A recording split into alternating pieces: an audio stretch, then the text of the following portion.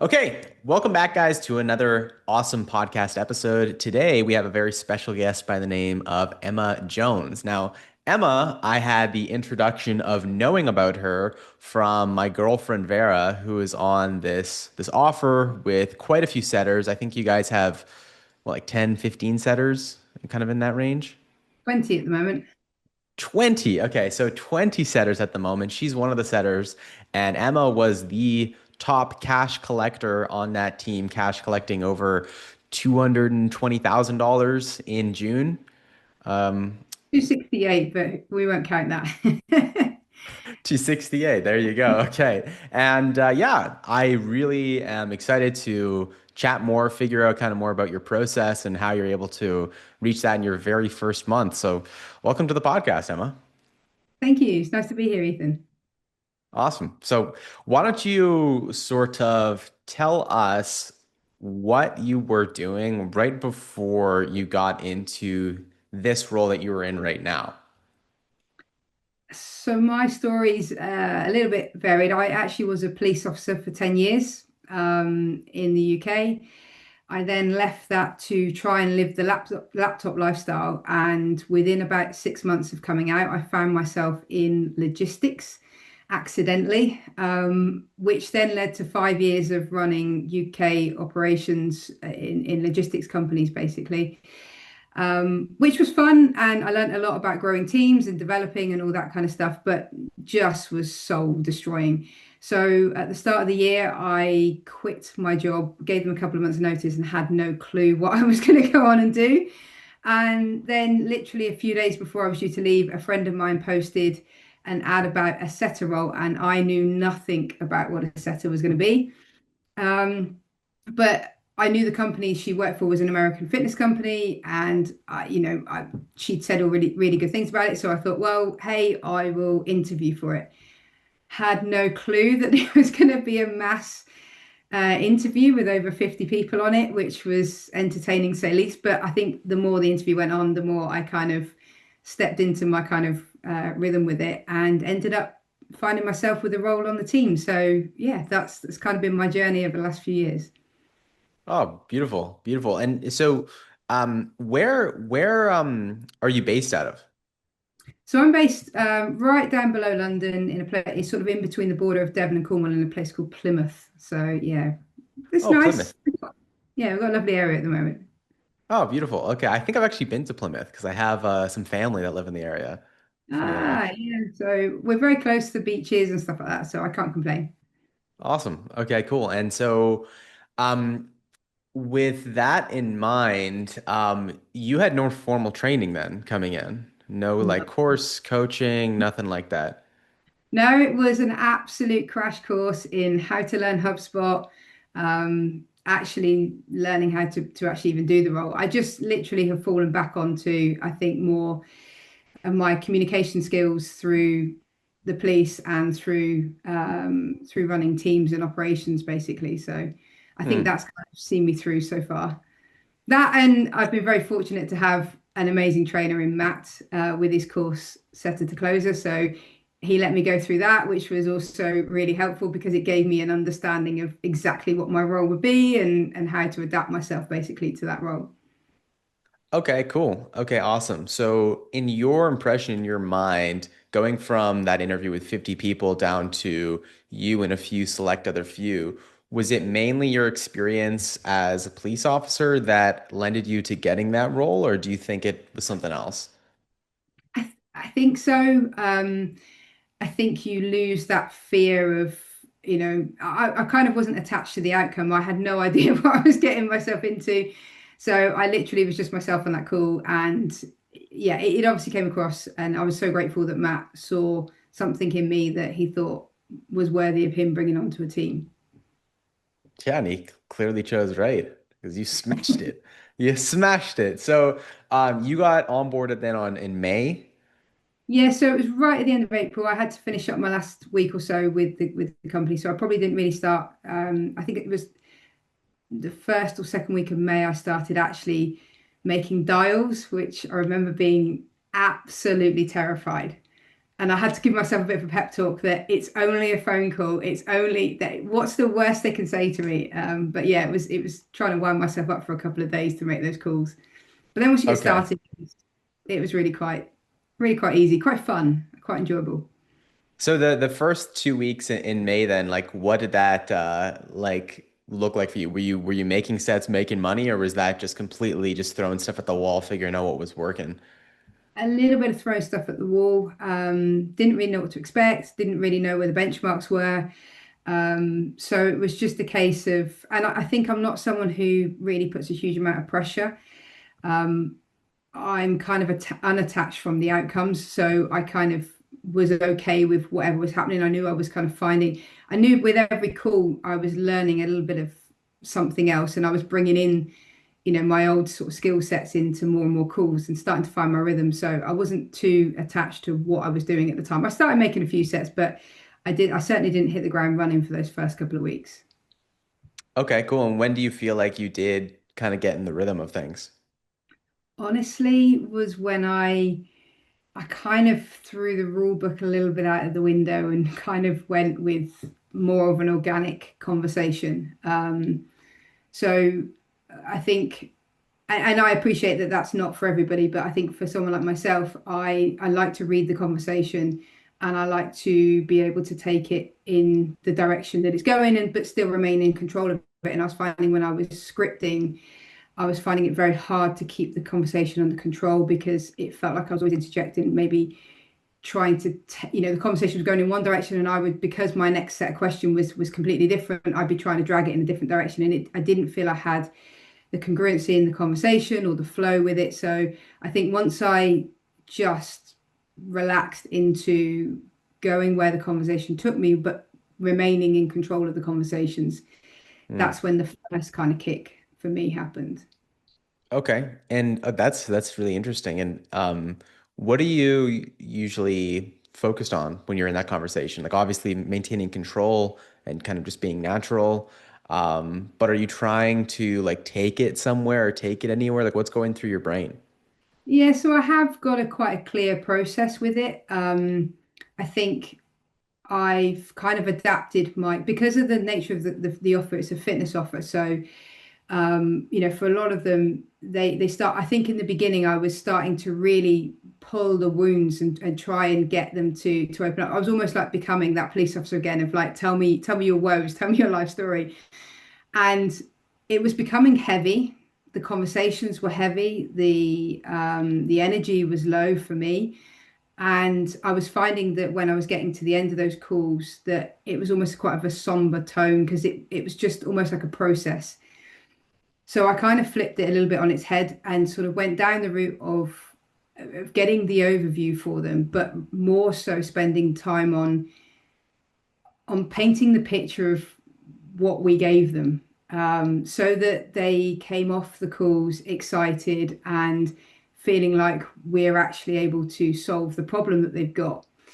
And so I tried to flip it from sort of the pain conversations that I was getting to very much a very I get a small discovery out of them, and then I turn the other half of the conversation very much into exactly what we can do for them and why we are where we are and why they'd be stupid not to go with us. And then really sort of hype up the following call basically. So yeah, that was my process. And it felt that everything became lighter at that point as well. I love that. I love that. And just to follow up on that, because I really think it's interesting how you approach these calls.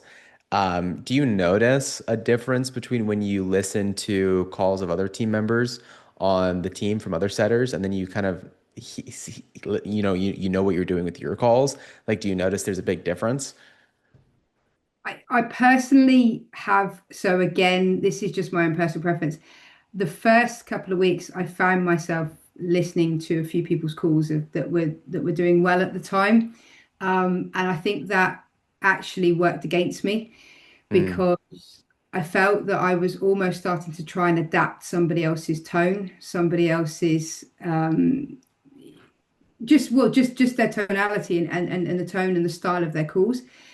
So I've tried to steer away from that to a point. I mean, every now and again when we do like call reviews and stuff like that, there's always a gem, a phrase or a nugget that you'll take away from it that I think, oh yeah, and I kind of store that and think I'll use that again. But I am aware that probably my style is quite different to a lot of the team, because I know just through conversations I've had since that I've kind of said how I do it, and I think Sure. there's other people that have kind of commented that it's not perhaps the style that they would use, but it's just where I found my comfort zone. I guess that for me felt, from a psychology point of view, the most natural thing to do.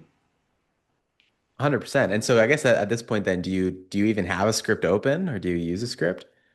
No, I have no script, but I do have a very clear control of the conversation. So I'll always start by my introduction, but I'm very quick into them giving me their basic outline of their fitness and their nutrition. And again, I'm not looking to rip it open too heavy, because through their conversation, I will always pick out, they will drop their pain points. They will, and then I pick up on those bits. If they're saying something, about how much they hate themselves when they look in the mirror, they can't look in the mirror, then that's the kind of thing that I will write down. That's the kind of thing that I will hone in on.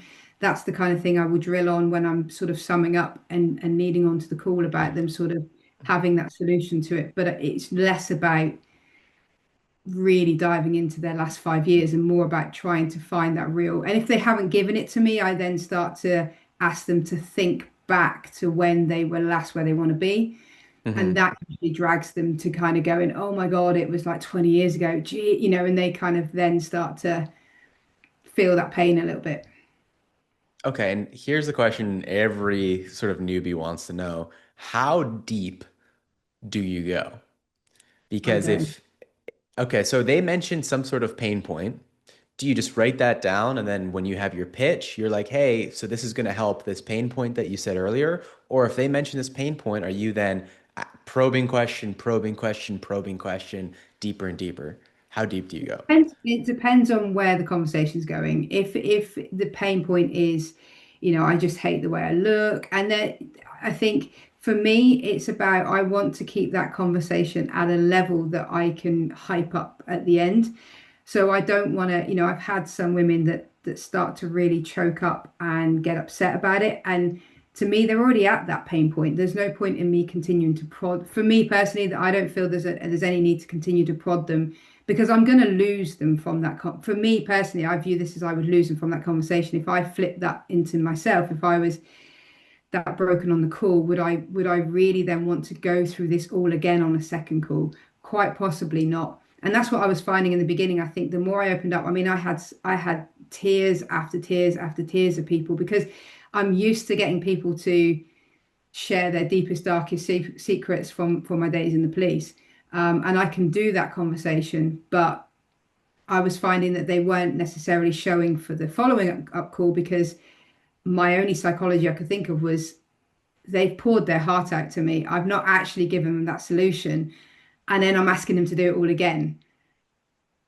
And they haven't built that rapport with me yet, because how can you in that short space of time when they're broken on that call? So I tend to stop it before it gets to that level. If I start to see that, I will try and move the conversation very slowly on from there. But yeah, I will dive and I will push and I will challenge. I'm not Hmm. afraid to challenge.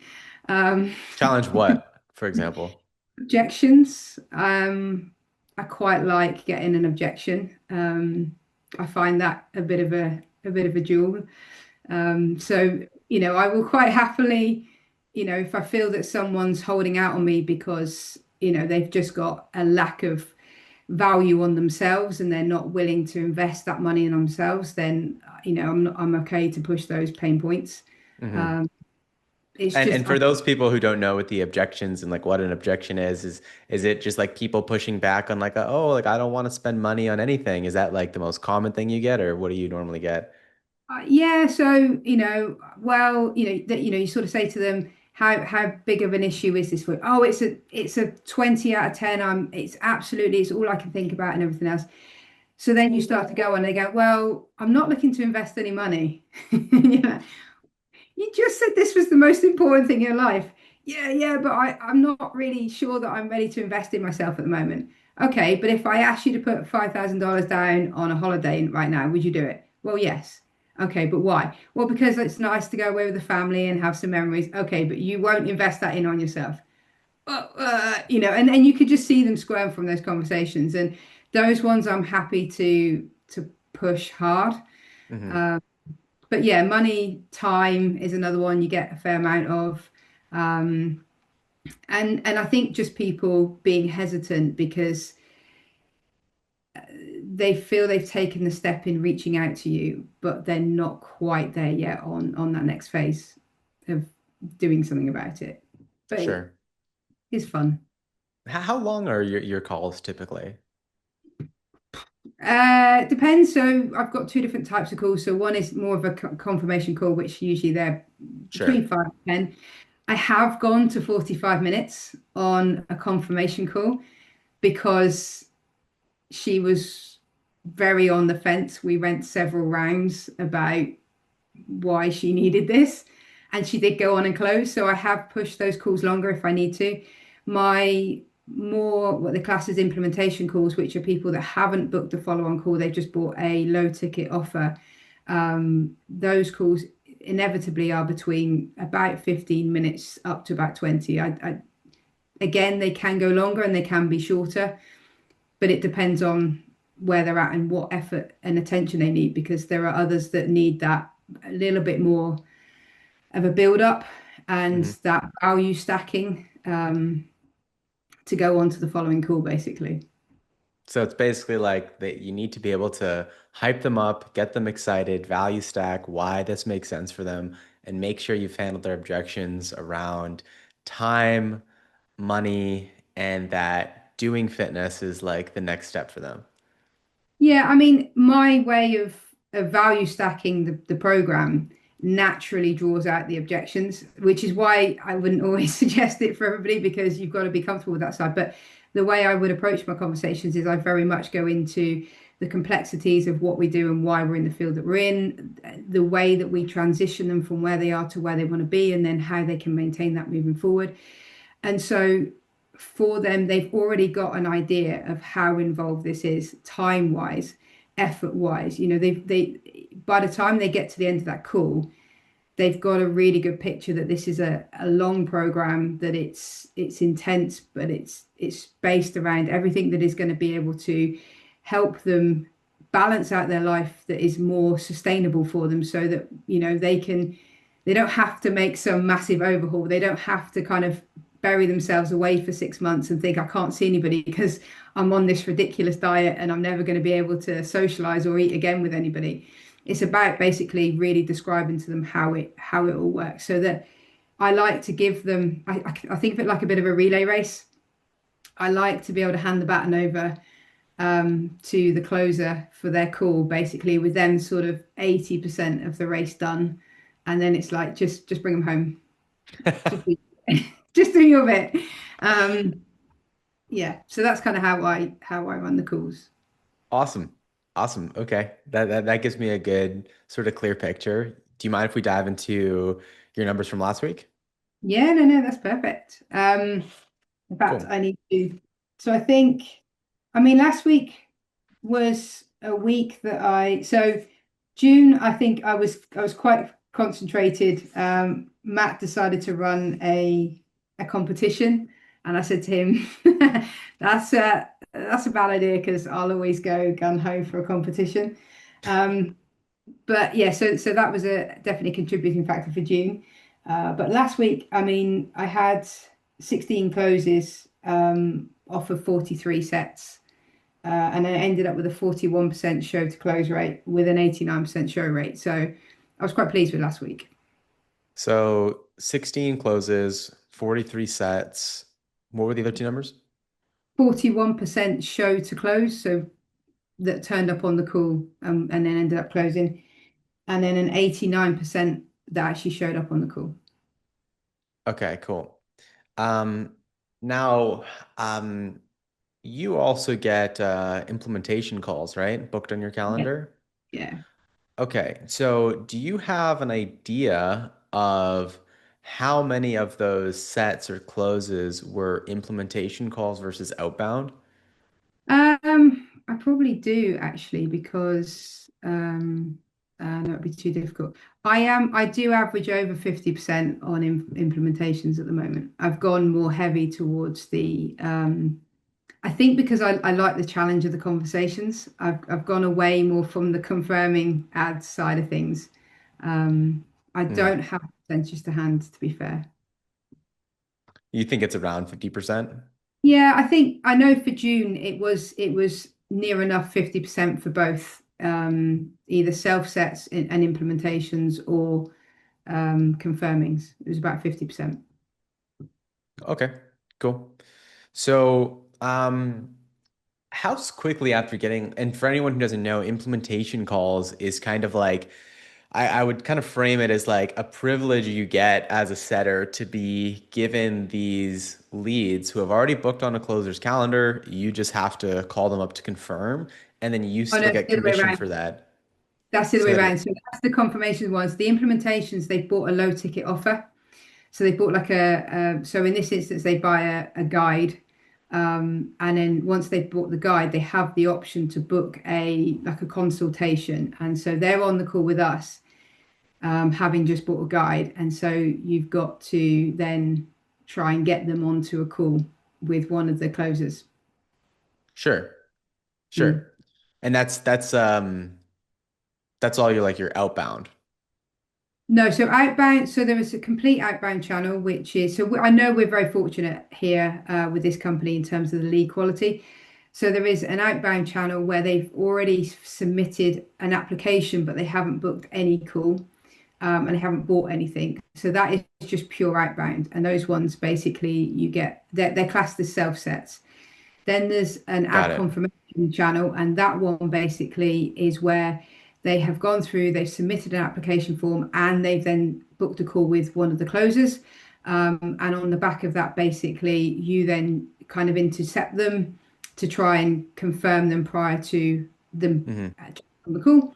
And then there's implementation, which is where they've purchased a low ticket offer, and then they go on basically to hopefully go on to be booked onto a closer call as well. But you're kind of sometimes those ones can be challenging, but they're the ones I enjoy most. Okay, cool. So you have three types of leads Yeah. to work with then. Yes. Yeah.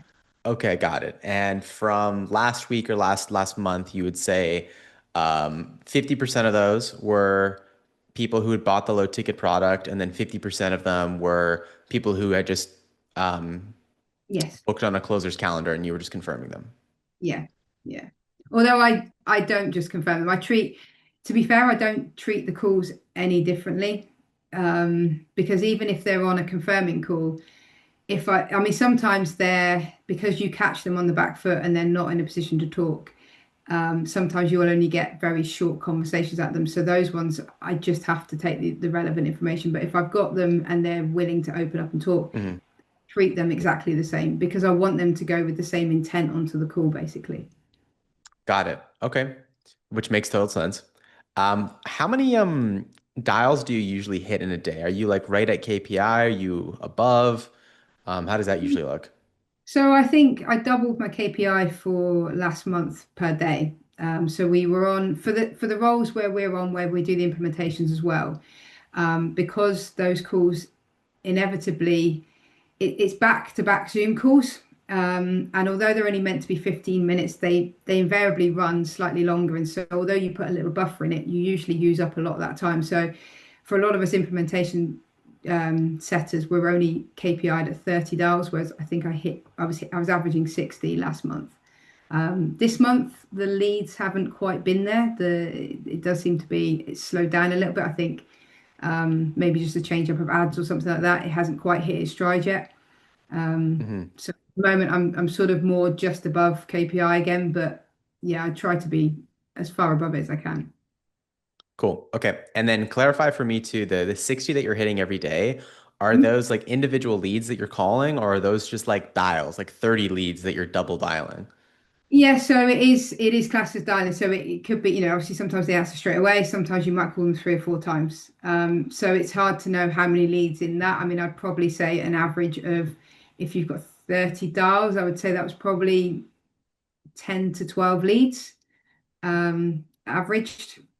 So if I was doing 60, that might be 20 to 25. It's usually works out under half. Okay, got it. Got it. Cool. Okay, so your numbers are definitely good. For sure. They look good. Are you when you do your dials, how quick are you to financially qualify and get off the phone with them if you know that like they're not going to work out? Yeah, I can be quite quick with that. I think Okay. I think you sense quite early on in a conversation with the way they communicate with you. So I will always try to, if I sense that, I won't go for an aggressive financial question. I will more start to wrap up the discovery process and then go into, when I go to explaining what we do, instead of what I would normally do, which is explain the process of how we dial you in and get you where you need to be with your training and the calories, and I go in through a whole sort of you know positioning myself as the expert phase. At that point I skip that side and I literally just go into a bit more blunt and direct about, it's one-to-one coaching, it's VIP, it's 12 months, and so that usually will flush out that that's not what I was looking for. And so you kind of go, okay, no, that's fine. Can I ask a bit more about what you are looking for? And they're kind of like, well, I just thought this was a free call, or, I was just hoping that, I might be able to purchase a small guide or something, and then I'll put them into the macro guide. But you usually flush people out pretty quickly that way. If people start to go and then they'll ask for the pricing, then at that point I will ask them to tell me what their budget is. They 9 times out of 10 won't. They'll make out they don't have a budget. So then I kind of go in with the lowest possible monthly payment and see where they kind of respond to that. And if they, it's 50-50. Sometimes they'll go, oh, okay, that sounds reasonable. And you can kind of reference it in terms of, like just being $3 a day or whatever that looks for them. And then at that point, you can take that conversation further. But if they then go, oh, well, no, I've only got $50 and the entry point really is about 180 to 200, then you just know you've got to pull the plug at that point. So I try to Mhm. wrap that bit pretty quick. Okay. Okay, cool. So you still go through like the whole pitch with them then and then really kind of tell them what it's going to be financially and let them decide if they can do it or not. Yeah, I've got a very shortened pitch. Um, just because I don't always want to assume. And I personally, I know, there's a school of thought of maybe just going in and asking direct their credit history, but I personally, I find that if that was me, whether I could afford it or not, that conversation would make me go, no, thank you. And that may be just the way I would respond to it, but so that I just naturally treat them how I would respond to it. Whereas if I just very quickly explain those 3 points, without going into any detail, and can wrap that up within 30 seconds, then I tend to get the same response. Those that really can't do it will drop out at that point. But those that actually could and are serious, then at least they've got an understanding before they then jump on the next call. And sorry, what are those 3 points? One-to-one coaching is the VIP program and 12 months. Okay, got it. And the price of like what it can drop down to? That's when they ask me at that point. So I don't drop the price at that point. But when they Okay. then come back and say, "Oh, that wasn't what I was looking for," and then I tend to say, "Well, can I ask what it was you were looking for?" Then they usually sort of say, "Well, that's well out of my price budget." So then we'll be a bit of tennis. Well, Okay. what is the budget? I don't have a budget. You must have a budget. No, I don't have a budget. Okay, well, it's around about 180 to $200. Yeah, that's out of my budget. Okay, so you did have a budget. Yeah. Okay. Play little games with them, little word games. Got it. Yeah. Um, can you so that's all great. Numbers look good. How you approach calls, very interesting. And can you walk me through how you sort of schedule your day? Yeah, I mean, it helps. I'm in the UK, so I have a bit of an advantage because I get my mornings to myself. So I tend to don't start until like the early afternoon, but I always tend to I open my schedule up for my entire day for implementation calls. And then depending on how my calendar's looking, if I'm busy, then I won't take hardly any calls. But if I'm not so busy, then I'll start to claim some leads and make dials in between. But I try to be as efficient as I can. Sometimes I will go with the flow. Sometimes I'm very much I'll do a call, I'll update my notes and I'll go from there. Other times I feel that flow is coming and I just go for call after call after call after call, and then I'll kind of just break and then go, right, catch up with myself now. Um, so it depends on really how my day's feeling. Okay. Do you have like best times of the day where you're like, oh, I gotta be calling at these hours, or do you just kind of really go with the flow? No, I go with the flow. I mean, you obviously get to know with the American time zone when is good to dial because you've got to work, and that's where I would, we're fortunate to know what time zone they're in, so I try and apply some common sense and logic. There is no point ringing people at 6, 7 o'clock in the morning. They are not going to want to talk to you. So I'll always try and sort of hang it out till maybe between half 8 and half 9. I'm aiming to not have them in the work rush or the school rush so that they've done the bulk of what they need to do and that they maybe are just traveling or they're able to at least be able to have some form of a conversation, or just get to work or just drop the kids off. So that sort of time zone. But then we deal with a lot of retired people, and so there is no best time. If I was going to Hmm. be really really on it, I probably would have to swap my UK hours and work American time zones, but I'm not quite there. Yeah. How late do you work usually, being in the UK? So I start normally at 1 p.m. And then I go through dialing, whether it's implementations or dials, until 4 in the UK, which is when we have our team call. Then we have an hour team call. I've got one slot open for implementation straight after that. And then I break for an hour and a half. And then I start dialing again from like 7 p.m. until 10 p.m. I don't work beyond 10 p.m. unless the flow's there. But I've never worked later than midnight. Okay. Okay.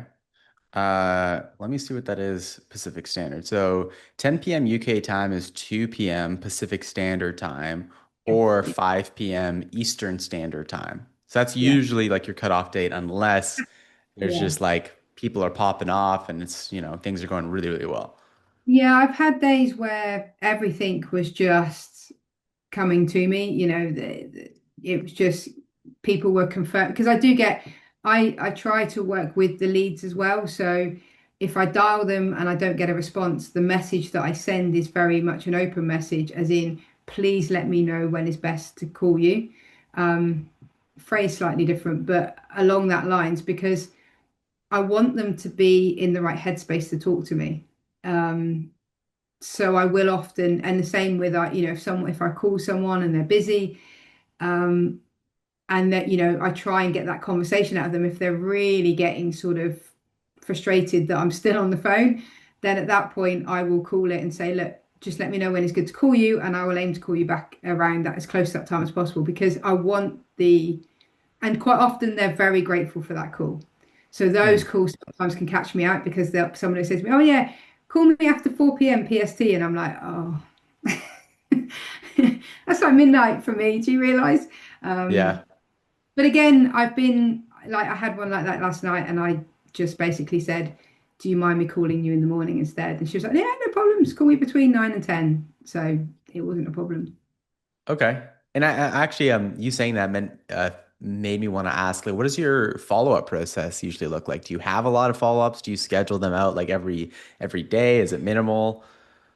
I don't schedule follow-ups, but I do run a spreadsheet. So I don't have any real follow-up plan. I mean, if I've set someone a few days out, then I will try to check in with them the day before. But invariably you're setting them for only the same day or the following day. So I don't tend to do much of that. The follow-ups, what I do is on my spreadsheet is if I'm having a day where there isn't many leads or no one's picking up or it's just one of those days, then I will often dip back through my my spreadsheet leads that were sort of either on follow-ups or even ones that perhaps like no-showed or cancelled or rescheduled.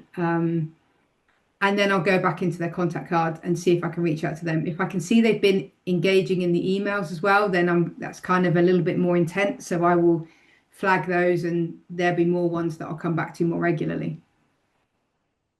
Okay, got it. How important would you say that's a part of your process, the like just follow-ups in general? Oh, it's big. Yeah, it has to be the same with the sets. I try to make sure I log my sets or my leads, so I can always, again, if they haven't been set that day, I can always try and set them the following day. Hmm. Or if they haven't shown, I can go back and try and get them back on. Because life gets busy, people miss these things. Doesn't mean to say that they don't need our help. Yeah, 100%. Okay, cool. Cool. Well, I've gotten a lot of great information here. I appreciate all the intense detail you've gone in here. What can you expect from, I mean, yourself and your career over the next like year or so here? Like, what's on the horizon for Emma? I've got my eyes firmly locked on a closer role at the moment, for sure. I think my background in management lends itself at some point to going into a management role in this world. But for now, I think I'm kind of being a bit selfish in that this is the first time in years that I haven't been in a role of taking care of other people. Um, so there is an element of me wanting to see how far I can push this. And yeah, I'd be lying if I said the closer role doesn't look very, very appealing right now. Nice. Yeah. A lot of people make that switch, if that's what they want to do, as opposed to just maxing out what they're doing with setting or becoming a setter manager or something like that. I mean, closing can be very, very lucrative if you play your cards right. And I So, think that's where, I'm a late starter to this world. So the idea of actually really sort of sharpening my skills in a role that is more potentially more lucrative, I absolutely can see myself settling back into more of a managerial role moving forward. But I think the next year certainly for me has got a closer role attached, and then I'll see where it goes from there. I mean, I'm somebody that naturally loves to lead a team anyway, so I don't think that's completely off the table. But just right now, I think I'm very much in a zone of how can I really develop my skill and mhm. give myself the overall picture. And from a manager's perspective as well, I want to be able to, whether that's a setter manager or a closing manager in the future, I want to be able to lead a team knowing I can do both sides. That for me is important. Wow. Okay. Very, very, very eloquent in how you speak and well thought out. So I can see why you do well in this. So, thank you for the time and all the And information. It's been amazing talking to you. and you, thank you. I really appreciate this. Thank you very much for your time as well.